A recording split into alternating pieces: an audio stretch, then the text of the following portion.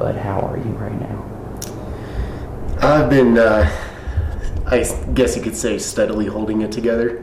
I was lucky enough to get about 3 weeks off when I came back, roughly around that time frame. Dealt with it, have family, a great support chain, and then went back to work for a couple of weeks, and they were very supportive there, and they made sure that I had every tool that I needed to work through things as it did, and I've been slowly handling it, but it's definitely tough. What about you?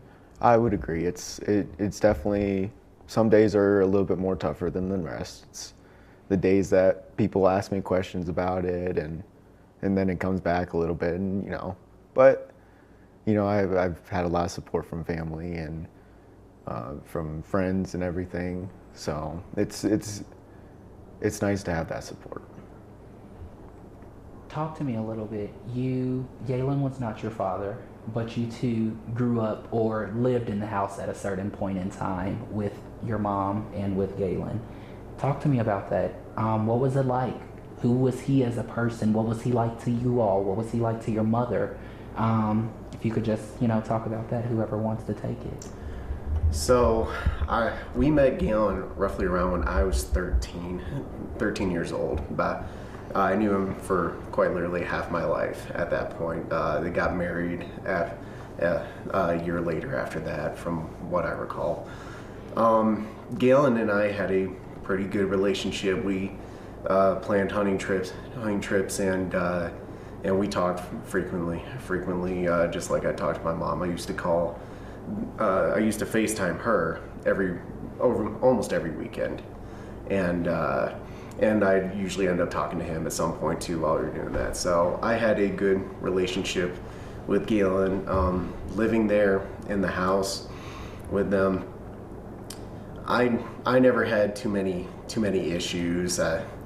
Stubborn teenager at the time would have been most of my problems. But I never really had any big falling out or fights with him. He and I got along pretty well, I'd say. So that's why it's been so much harder to understand, because I knew him and I trusted him, and it's just really difficult to grasp. Someone who you love, know, and trust isn't supposed to hurt you or those who you love. No, and back 12 years ago, he asked me for permission to marry my mom, and I gave it to him. So sometimes I'll look back at that and I'm like, maybe it wasn't the greatest idea, but all the way up until last month, I never really had a true reason to doubt that. Obviously, I'm sure that cuts deep. If you could, maybe talk about that a little more. I know it's hard. Usually, men will go to the father. He came to her oldest son, and I know that's made this a lot harder to know that you formed a relationship and you gave him the permission to marry the woman whose life that he took. So, it's tough to deal with sometimes, just because if I had said no, where would we be, But once again, I've realized this in talking with my therapist and stuff. They've helped me to know it's not my fault. How could I know? None of us could have known all those years back, but it still hurts to know that I put so much trust into him, and then this happened. Noah, talk to me. To be sitting next to your brother, to know, this is exactly what he's going through and how he's feeling. How does it leave you? I've never liked seeing my brother cry. It'd be sad, CJ was a lot closer to Galen and a lot closer to my mom. I never liked Galen that much. We had problems a lot through their marriage, and I never really liked him. And it hurt. It hurts me to know that my brother trusted him so much and that he hurt him in that way. Talk to me about you and Galen's relationship. You say that you didn't like him, the complete opposite of what your brother had with him. Yeah. Talk to me about that and kind of, how that came about. Was it ever tension? Was it just, whatever, he's around? I would say I was probably a little bit more of a problem for them than my brother. CJ was definitely, he was definitely the more squared away one for a long time. So, and I just felt like he never really liked me. So, from the beginning. And so I never really made the effort. I don't think he ever made the effort to really make the best relationship, Not the same as my brother, he's still there. He did things for me, and I still remember good times, but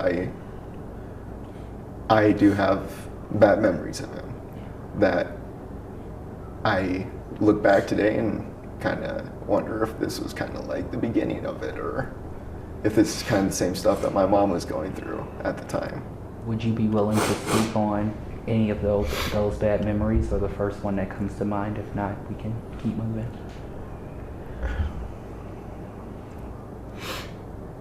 Okay. Did you ever notice anything while in the home? Obviously, there was a different relationship, so you may have seen more at certain points because you were kind of looking at him more critical than your brother may have been. But had you ever seen anything, or did it seem like your mom was always happy with him?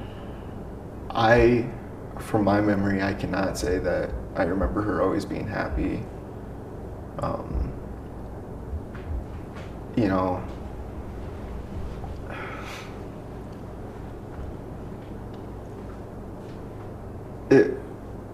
Looking back on it, I was young when they first got married. I was about 7 years old, and I think at the time I didn't pay attention to things like that.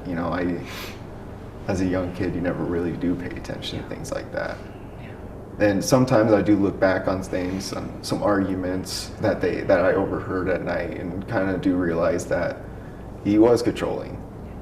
And I never knew that until I never really saw that, because I never looked for it. Because I thought she would have been happy, and even at times when I think she was happy, they would still be together. And she never spoke of anything like of being unhappy with him. To either of you? No, I mean, they had their fights, as every couple did, and I know sometimes that it was little things that would irk each other.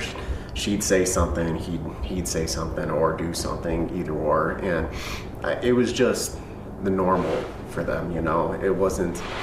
It never escalated to a point where I thought it was going to get physical or anything, so I never felt the need I had to jump in, because married people are going to fight over things from time to time,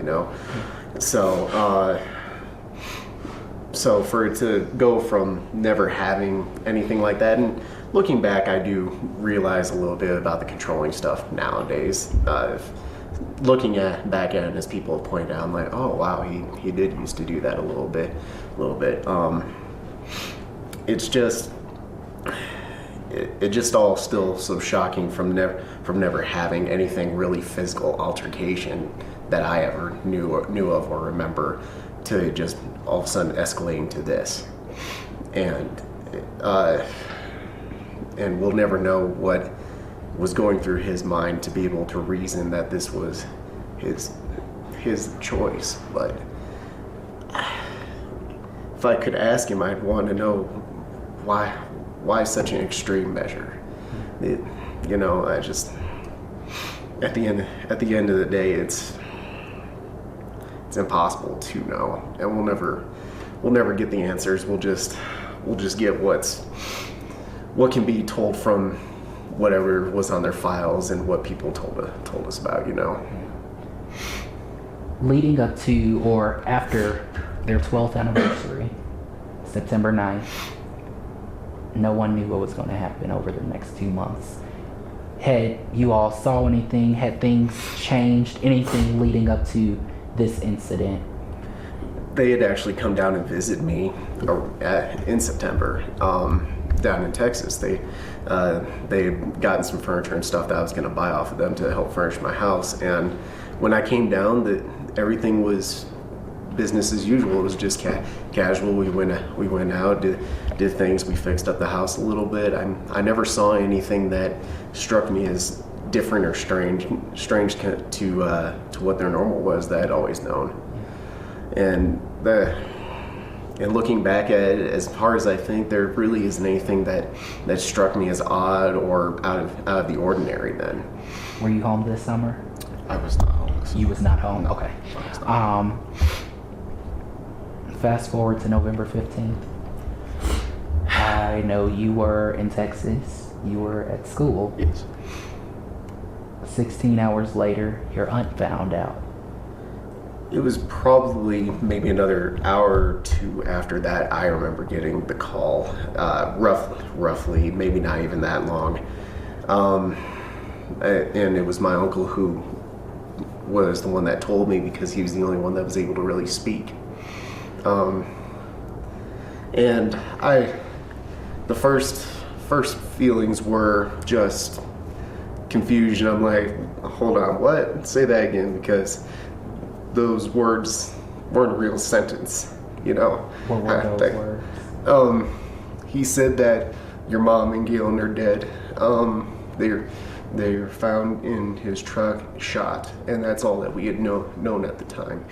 So my first thought was, holy crap, they were both murdered by somebody.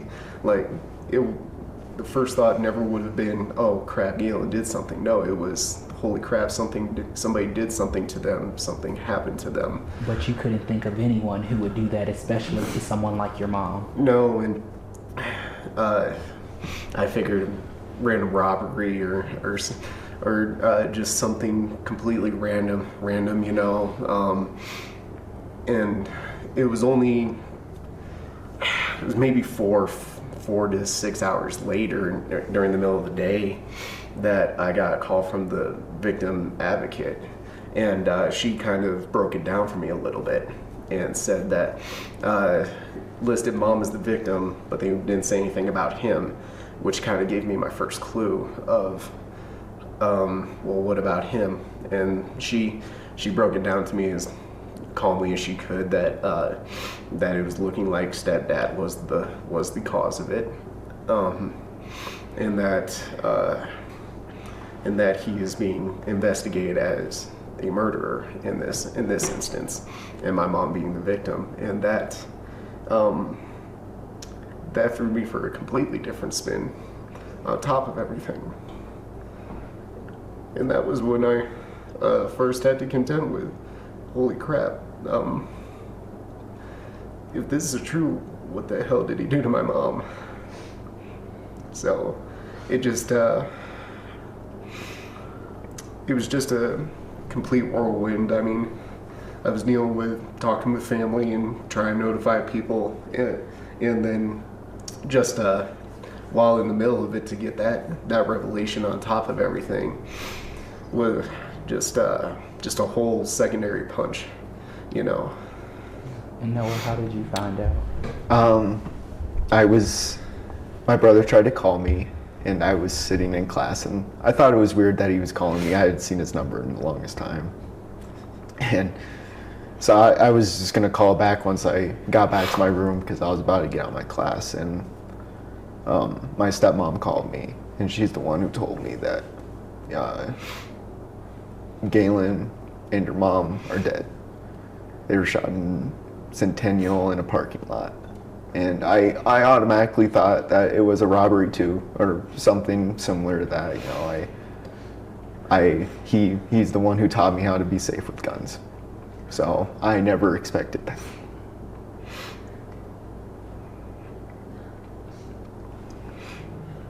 how did that change everything moving forward at that point?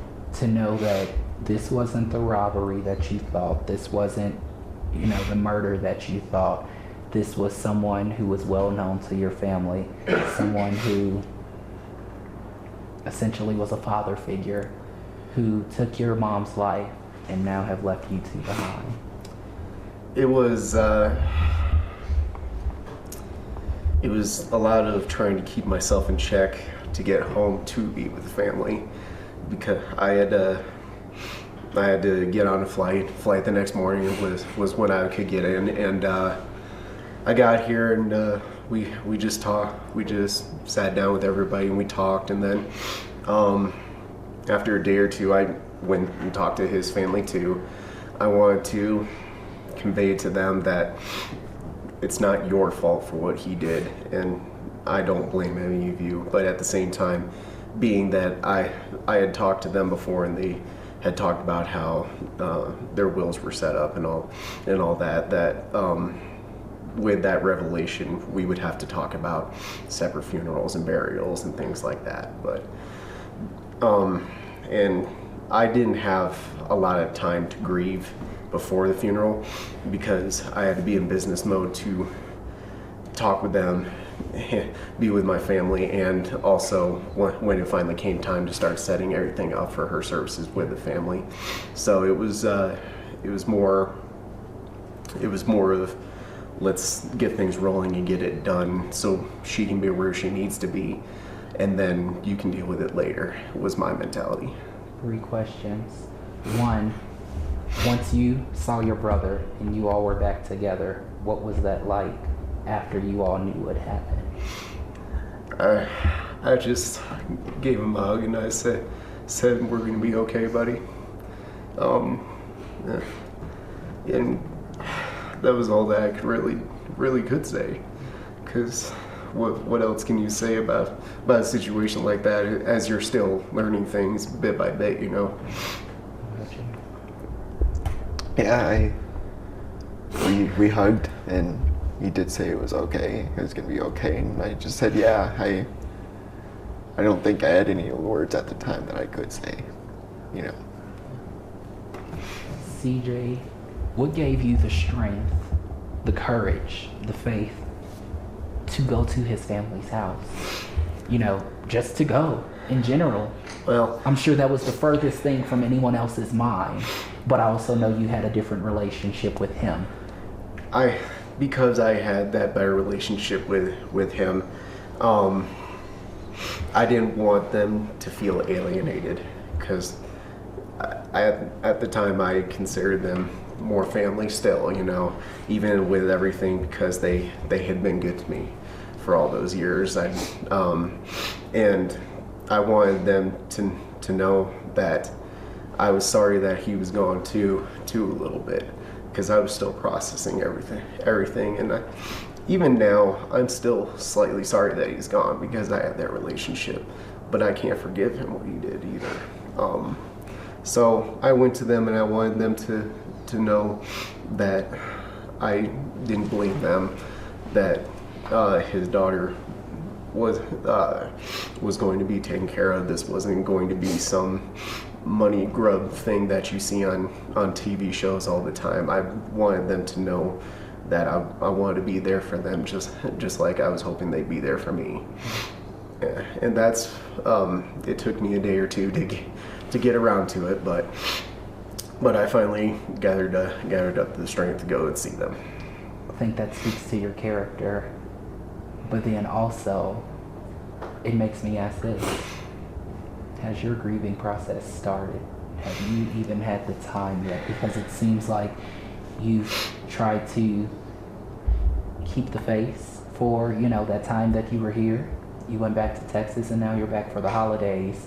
So it seems like this is the first bit of downtime that you're actually really getting with your family, where you don't have to do this, do this, do this. Has that process began? It's began.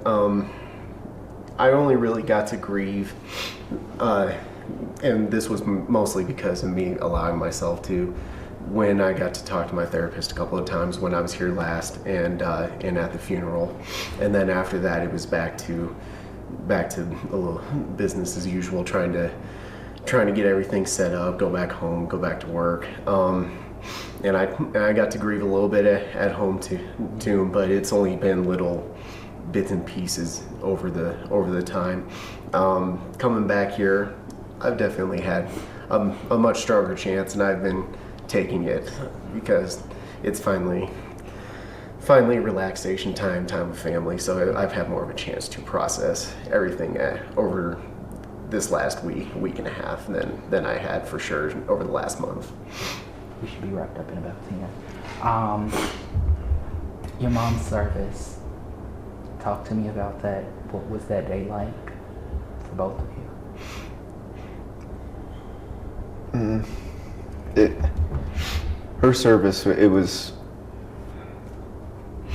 immaculate. it was pink.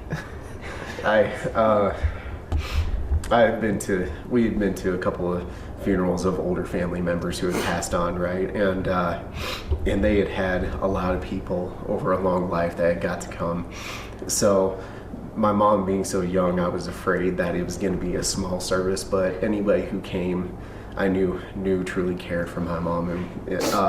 And then when we had roughly around 100 plus people at our chapel alone show up for her service, all wearing some form of pink like we had asked everybody. It was incredible to see. And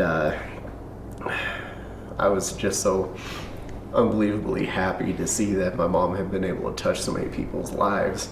And but I had the bittersweet feeling of, well, if this is what she had at 46, imagine if she had been 86 or so, you know. Boy, we would have had a line around the block.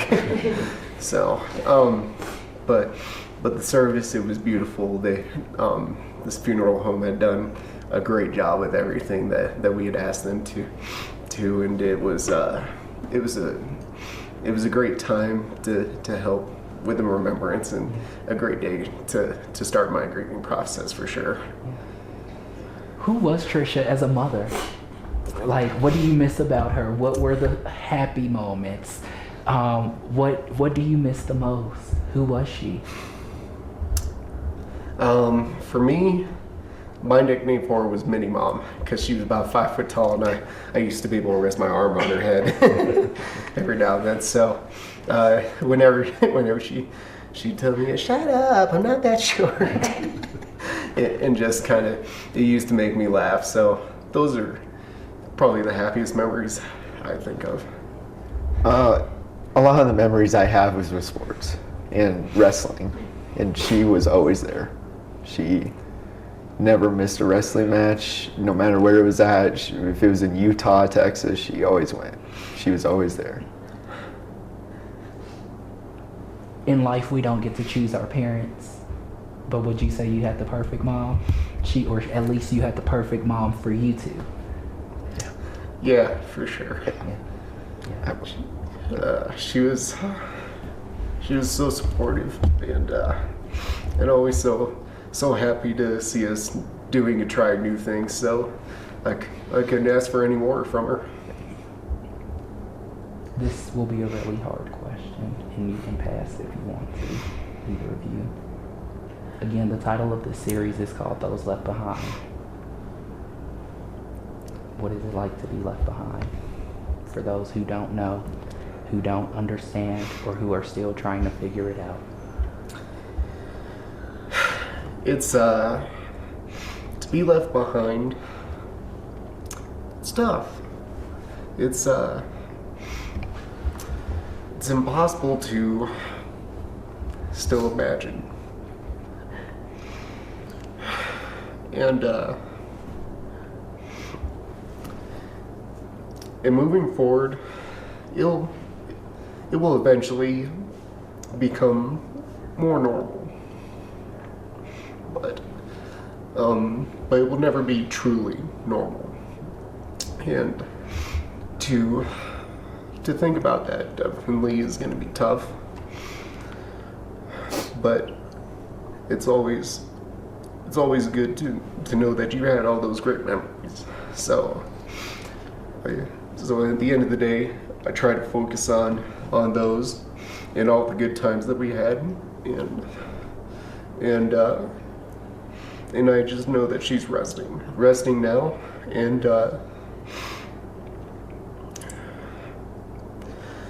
that's just how I'm going to deal with it over time. It's probably one of the hardest things I've ever gone through in my life. And it is weird that she's gone. Sometimes I do think that she's still here, and I can still text her, but I know I can't, and that's the hardest part. And it's hard to know that she was liked by so many people, and now she's gone. Or something so pointless. Domestic violence. It is a problem. It's a horrible thing that should never happen. It really shouldn't. So many people are in these situations. And I think a lot of times people forget about people like you two, the kids, in these situations. A lot of emphasis is often focused on the victim and the perpetrator, which as it should be. But sometimes there are still those who are left behind, like you and your brother. For any other kids who are going through this right now, what would you say to them? You all have something similar. As tough as it is, remember that they loved you, and that they cared for you, and that even if they are gone, that doesn't change. And taking it one day at a time is all that any of us can do, because there's no, what else could you say about it, except it's a very slow process that we all deal with. But at the end of the day, we're two of probably millions of these kinds of cases, and our pain is no different than anybody else who's gone through this, and I feel for them because I understand it now more than ever. I would say that it's as hard as it is, they did love you. Exactly what CJ said. They did love you, and that those good memories, you'll still have them, and you can still love them, even if they're gone. You need to know you are loved. Yes. Yes. Without a question. Answer this for me. I'm just about done here. Why did you all want to talk to me? Why did you all want to talk about your mother? Why did you want to talk about domestic violence? Because my mom's case wasn't a very obvious one to people. It wasn't even obvious to us, and we lived there for years in the same home with them, you know? And as somebody in the military, I know I can go anywhere in the world, right? Just by getting a call. And I always joined the military to serve my country and to protect my family. And when I find out that it was my family that took my family, it hurts. So the foundation that they're starting for my mom strings a chord with me, because this is something that shouldn't have to happen. I shouldn't have to worry about what's going on back home between family if I'm gone, you know? So that's my reason I wanted to talk to you today about it, because it's just so unnecessary and so wrong, for a lack of a better word for it. It's just indescribable that it happens, and yeah, that's all I can really say about it. It's important to speak about domestic violence and to change, because this is a serious problem, and it's not fun to go through, and it's not fun to lose a family member like this for someone that could have been something that could have been changed. I had one in my head. I lost one of them. CJ, if there's anything you want to say directly to your brother, or Noah, you want to say directly to your brother, what would it be? Mom loved us. She cared for us, buddy, and that doesn't change now. And we'll get through this, and time will fix this slowly. But for now, it's all right for us to be sad and upset. Yeah. Because this is something that we'll never fully get used to, you know. But I love you, buddy. I love you too. Yeah. You could say anything to your mom right now. What would it be? Try not to worry about us. We're tough. We're tough young guys. You raise tough boys. We'll be okay. I would just tell her how much I love her. How much I miss her. Here was the last question. Pretty in pink. Forever. Forever pink. Forever pretty. Forever pretty in pink. All right, I was missing the one word. No, you're fine. Thank you for correcting me. Forever pretty in pink. Talk to me about it, whatever you have to say about it, whether, that is what you want this foundation to become of, who you want it to help, the happiness that you have, that it's going to be a foundation that bears your mother's name, that will help out so many other people in that situation. And I promise you this is the last question. So I spoke about how the bittersweetness of how many people my mom would have touched if she had another 4 years or so. The foundation, in my opinion, will be that way, because it'll be in her name. It'll be a way for her to help people that are in same situations or even worse situations than she was. And my whole hope for it is that it helps an unnumberable amount of people to get through their situations so that they can go home and be with their kids and their loved ones, and they don't have to be in that relationship. That's my whole hope for Forever Pretty in Pink. And I agree with that. I hope that it helps people get out of this situation and avoid situations like this, and to avoid the pain and the suffering like this. I hope it changes things. You started therapy after your mom, correct? Yeah. Okay. My I just want to make that correct. Yeah, I started afterwards. My dad was the one that had suggested that to us, because we know loss in family a little bit, and that's something that he's done. And me, Noah, and him are all fairly similar when it comes to our mentality and all that. So if it helps him, it usually ends up helping us, and he strongly suggested that to us. Anything that you two would like to say that I haven't asked you, that you haven't had the opportunity to talk about? Anything at all? No, I think you covered most things that I can think of off the top of my head. I would say so. Yeah. All right, I think we're good. He's going to have you sit there while he gets some more shots of you.